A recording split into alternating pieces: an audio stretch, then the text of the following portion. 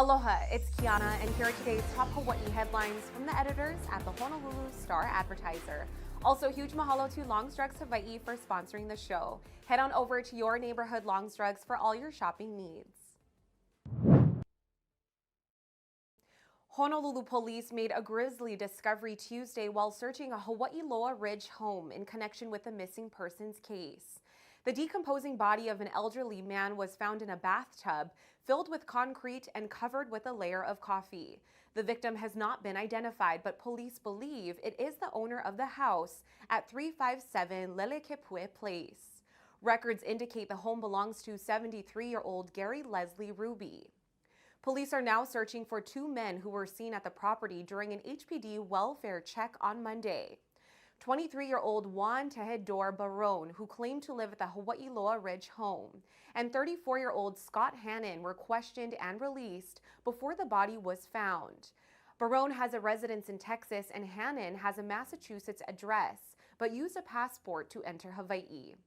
According to police, Barron's brother said Barone and the victim were in an intimate relationship. Police spotted the two suspects in the Waikiki area early Tuesday morning. Anyone with information about their location is asked to call 911. After nearly 2 years, Hawaii's indoor mask mandate will sunset on March 25th. Governor David Ige made the announcement on Tuesday. Hawaii is the last U.S. state to announce an end to its mask mandate after coronavirus cases dropped steeply nationwide. Ige cited the continuation of declining COVID-19 case counts and hospitalizations, along with better treatments, as motivation for his decision.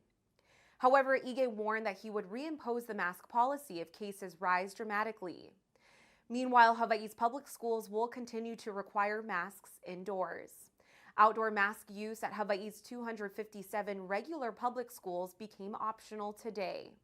State health officials have recommended masking for densely populated settings like schools, public transportation, and prisons. The State Department of Health advises that immunocompromised individuals and anyone at high risk for serious illness continue to wear masks indoors.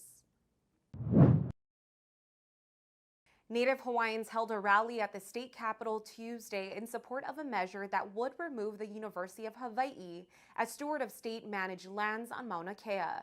The gathering took place as the State House passed a bill that creates a new independent entity to oversee management of the mountain.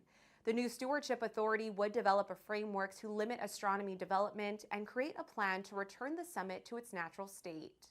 The measure now faces scrutiny by the Senate. Tuesday's rally was organized by Native Hawaiian members of the Mauna Kea Working Group. The group worked for 6 months to create the report that served as a foundation for the recently passed House bill. Meanwhile, UH continues in its role as steward of Hawaii's tallest mountain. The university is seeking public input on an update to the 2009 Mauna Kea Comprehensive Management Plan.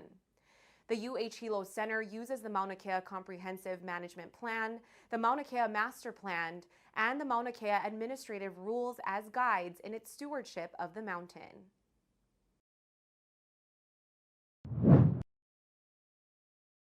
A significant portion of Hawaii is experiencing drought conditions when the island should be seeing more rain. A report from the State Department of Land and Natural Resources said rain should be plentiful this time of year. Instead, all the main Hawaiian islands are experiencing at least moderate drought.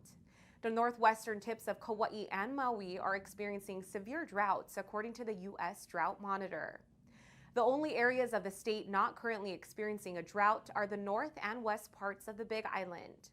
Monitored streams across the state are showing flow at record low rates, with some approaching the lowest flows ever reported, Land and Natural Resources said. As a result, the State Commission of Water Resource Management is advising people in Maui County to reduce water use. On a wider scale, the state fire manager warns that Hawaii could see devastating wildfires this year. The woman who spearheaded a 2019 lobbying effort to retain the Russian name of a historic Hawaii fort has been charged with illegally acting as an agent of the Russian government. Elena Branson was charged Tuesday for failing to register under the Foreign Agents Registration Act. A criminal complaint filed in New York claims Branson conspired with others to push pro-Russian policies and messages and build relationships with county, state, and federal government officials. Branson was the head of several pro-Russian organizations operating in the U.S., including the Russian Community Council of the USA.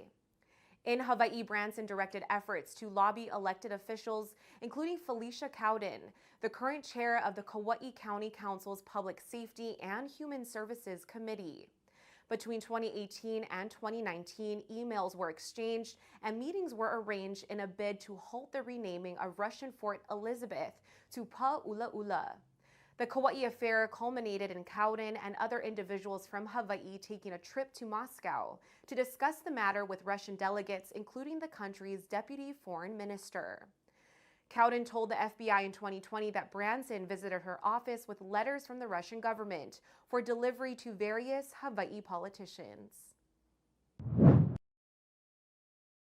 For more on these stories and all the latest headlines, subscribe to the Honolulu Star-Advertiser.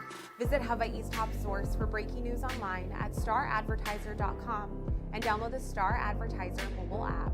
Mahalo, have a great day, and we'll see you back here tomorrow.